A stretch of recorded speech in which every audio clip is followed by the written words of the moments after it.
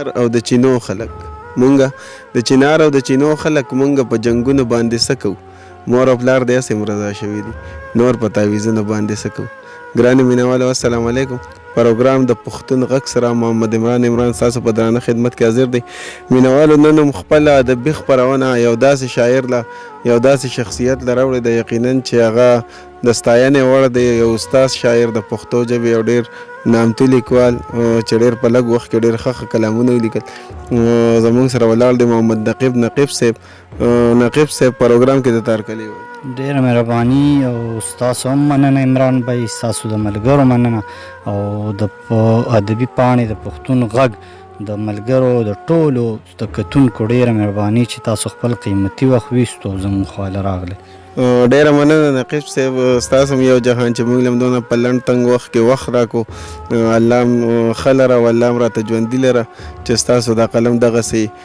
ښه شعرونه لیکي او پښتنو ته د هغوی ستونزې او مسلې په ګوته کوي صبر راسره شریک یې مینهوال ستاسو د شعر ډېر غوښتنه کوي یو دوه شعرونه دي او د هغې سره څه کلام دی چې هغه به عمران رور ته د هغه د پاڼې هغه د پیج ملګرو ته ډالۍ وي چې وایي قلم راکئ کتاب راکئ ټوپک لرې کئ وای قلم راکئ کتاب راکئ ټوپک لرې کئ زموږ د سیمې ټول بچي د امن چغې وهي وای قلم راکئ کتاب راکئ ټوپک لرې کئ زموږ د سیمې ټول بچي د امن چغې وهي په کار خدا چې دې خبرې له ټول ښار روزي په کار خدا چې دې خبرې له ټول ښار روزي خو په دې ښار کې څو سړي د امن چغې وهي او د کلام مطلع عرض ده چې زوړ کلام دی تاسو به اورېدلی هم چې پښتون یم مسلمان یم په مسلک باچاخانې پښتون یم مسلمان یم په مسلک باچاخانې او زما په شانتې نشته ګورې کلک باچاخانې پښتون یم مسلمان یم په مسلک باچاخانې زما په شانتې نشته ګورې کلک باچاخانې او د عدم تشدد په فلسفه لرم یقین د عدم تشدد په فلسفه لرم یقین قلم والا یم نه یم د ټوپک باچاخانې او د عدم تشدد په فلسفه لرم یقین قلم والا یم نه یم د ټوپک باچاخانې او بس کړي چې پښتانه په علم ستوري د اسمان بس کړي چې پښتانه په علم ستوري د اسمان ای خدای درنه غواړم یو زیرک باچاخانې بس کړي چې پښتانه په علم ستوري د اسمان ای خدای درنه غواړم یو زیرک باچاخانې او زه غواړم چې تعلیم د بابا عام شي پښتنو کې زه غواړم چې تعلیم د بابا عام شي پښتنو کې زه نه یم د نالۍ او د سړک باچاخانې زه غواړم چې تعلیم د بابا عام شي پښتنو کې زه نه یم د نالۍ او د سړک باچاخانې او الله ته په زارو د پښتون ولس دپاره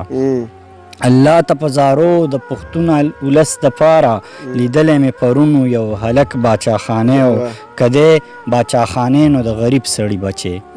کدی باچاخانې نو د غریب سړي بچې او لیدلی مې نه خان دی نه ملک باچاخانې کدی باچاخانې نو د غریب سړي بچې او لیدلی مې نه خان دی نه ملک باچاخانې او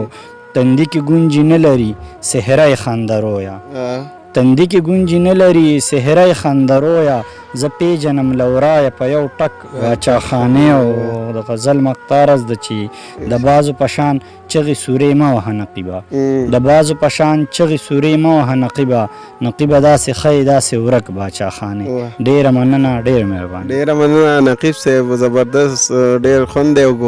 ملګرو زما سره خپل ملګری کوم چې دا وخت اوس په ریکارډینګ باندې دی د مظهر یوسف چې میکینیکل انجینیر دی د هغه هم ډېره مننه کوم چې وخت یې ویسته او ما سره دلته راغی ډېره مننه په دغه شعر د اجازه اخلم چې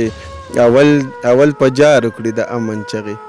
اول په جار وکړي د امن چغې بیا کو په دار شي نو بس ټیک ته که نه ډېره مننه د الله په امان